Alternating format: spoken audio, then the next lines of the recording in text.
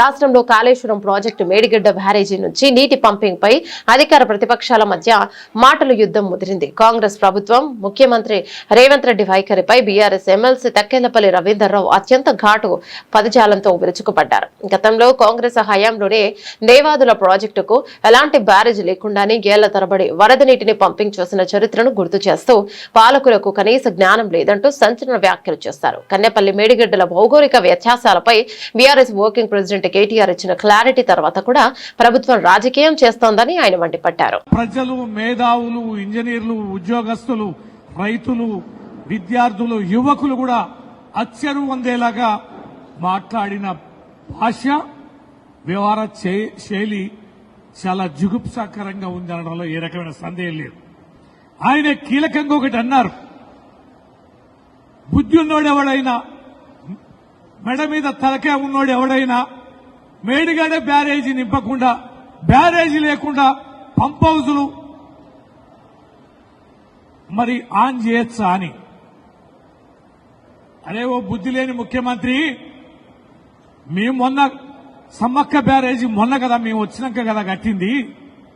సమ్మక్క బ్యారేజీ ముందు దేవాదుల ప్రాజెక్టు ఎప్పుడు ప్రారంభమైంది? ఎన్ని సంవత్సరాలు మీరు పంపింగ్ చేశారు?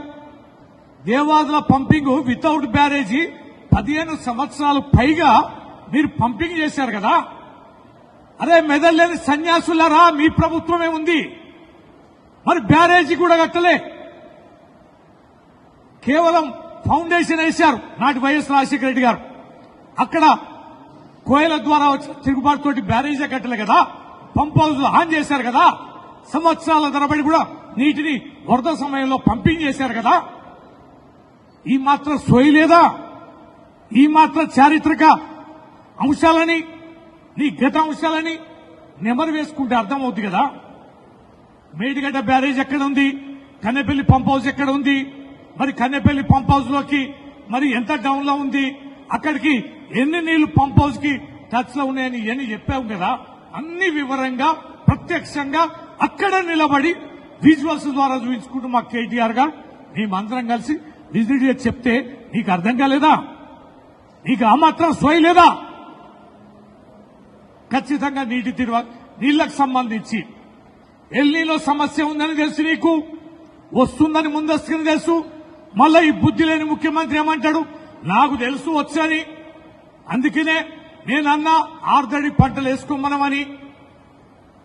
రైతుల్ని సన్యాసులు అని అంటాడు, చెప్పినానంటాడు. ఇవన్నీ చెప్పేవాడివి వచ్చిన వరదని ఎట్లా పంపింగ్ చేసుకోవాలో కూడా తెలీదా?